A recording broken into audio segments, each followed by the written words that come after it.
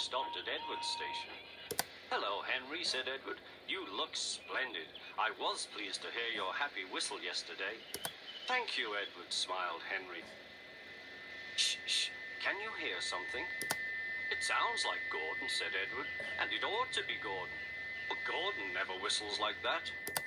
It was Gordon. He came rushing down the hill at a tremendous rate. He didn't look at Henry, and he didn't look at Edward.